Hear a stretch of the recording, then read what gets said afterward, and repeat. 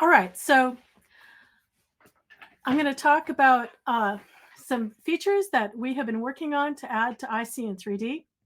The members of my team, Dr. Todd Smith, Jacqueline Jaya Wong from NCBI, all been working together, and this project has been funded by the National Science Foundation through the Division of Undergraduate Education.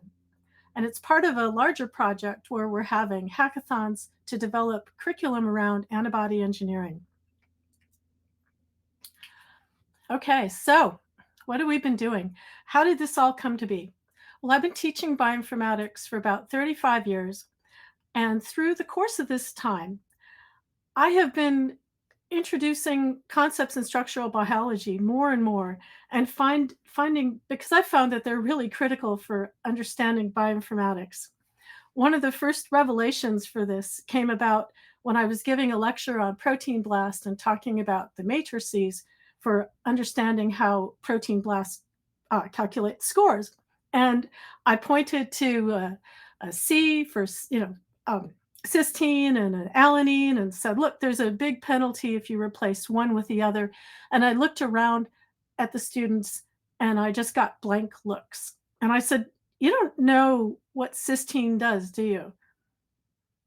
You don't know what alanine does or what it looks like, do you?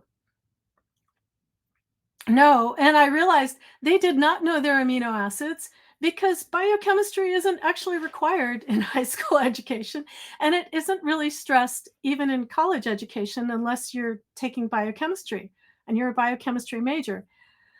So I've also come to realize that a lot of my students, I teach at a community college and been teaching off and on, as I said, for 35 years, do not, and some of the instructors, college instructors, are not clear always on the difference between amino acids and nucleotides.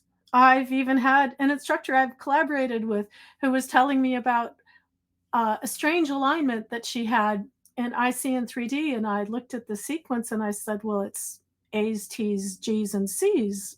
Does that kind of give you an idea why this might not be working? And she's like, no. I said, well, it's DNA. You're trying to align a DNA sequence to a protein structure. So, we really need to be thinking more about what the structures are all about and what we're looking at.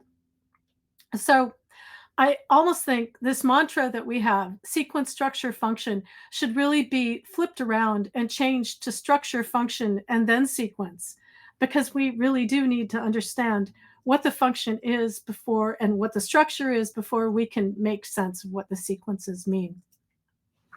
Okay, so I said I've been doing this for 35 years, so I haven't just taught students. A lot of my work has involved teacher workshops for high school teachers and for college instructors. And by the way, they loved CN3D. They've been really kind of sad that it's gone. But that was one of their favorite things, was to learn how to use CN3D and learn how to interpret the information. And one of the questions they always asked, and one question our students always asked too, is we would look at CN3D, we'd apply a lot of different coloring options, and it'd be, well, what do the colors mean? And I'd say, oh, well, there's a user manual. You can read the user manual and see what the colors mean. And they'd stare at me like, yeah, I'm not doing that. I'm not going to look for a user manual. And so I would teach them how to interpret the colors, but still, we thought there's a better way. And I'll show you that we have in a minute. We loved CN3D so much that we made an iPad app that mimicked a lot of the features of CN3D, and we figured out how we could put collections of structures into that app and make things that were specific for teaching. And I'll show you a little bit about how that works in just a minute here. Okay. All right, so back to the colors. So what we've done is Jacqueline added color keys to iCn3D. And so now we can get a structure and we can see, if we color by charge, what this means. Hydrophobicity, the same thing. We can color by atom, we can color by residue. And part of the reason I'm showing you DNA structures here instead of protein structures is that one issue that we did have with ISMB, iCn3D's predecessor, is that it didn't show DNA. It didn't apply the coloring changes to DNA, and teachers, everybody was always really confused about that, because they wondered why wouldn't you treat DNA structures or RNA structures the same way as you would proteins? And we were always really happy. One change that we were able to get made in CN3D was to have RNA sequences with uracils instead of thymines, which was really nice, because that always really confused them as well. Anyway, so now in iCn3D, you can look at a structure and you can see a color key, and that can help you interpret the information.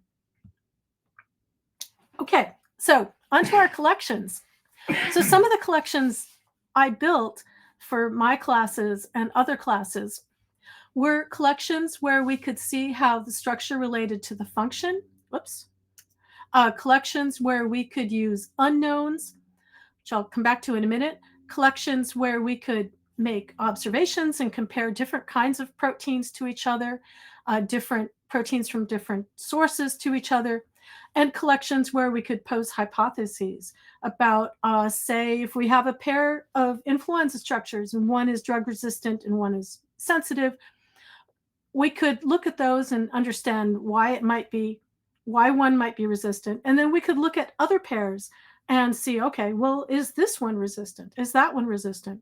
We also found a really good collection of structures with BRCA1, where there's a mutation that blocks the interaction of BRCA1 with another protein. And we could look at other structures with other mutations and see, is that likely to have a similar effect, which was really helpful. One really helpful thing about having collections that I want to point out is that a challenge I think all instructors have when working with molecular models is that our students would rather do an internet search and find the information in Wikipedia than they would actually look at this structure and make observations about what they see in front of their face. And the problem with many structures is that sometimes the information you would like them to uncover from looking at a structure and working with a model is right there in the title of the structure. You might have a DNA molecule, for example, where there is a small molecule bound in the minor groove, and you'd like them to tell you if something is in the minor groove or the major groove.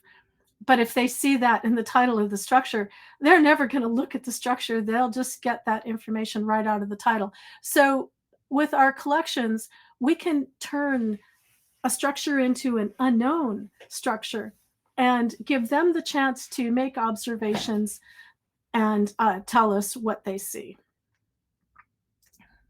Okay, so what can we do with collections now in iCn3D? Some of what I talked about a moment ago, we could do it on the iPad, but with iCn3D right now, it's still a little bit aspirational. Sandra, can you wrap up, please? Yes. So we can open a file, we can get a collection file, we can see it in JSON format, we can edit it, we can look at a lot of different structures and scrub through them. We can look at more than one. Here's an example where I colored them by secondary structure, and I could see that they have different kinds of secondary structure. This is important for students because they think all proteins have all kinds of secondary structure. So to see some that only have one is great. We could look at other features, repetitive sequences, antifreeze proteins that have interesting features, like one side is all neutral. They could look at the identity of the atoms, and they could see there are these interesting rows of oxygens. It's probably on the face that is binding to water and preventing ice from freezing. So the next steps we have with collections to make it work so that we can use our own edited PDB files and make unknowns to include annotations and to be able to use PubChem files. And that is all I had to say. Yeah, thanks, Andrew.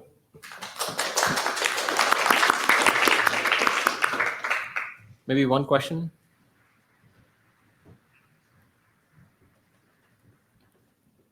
Okay, if not, thanks, Sandra, for your time and presentation.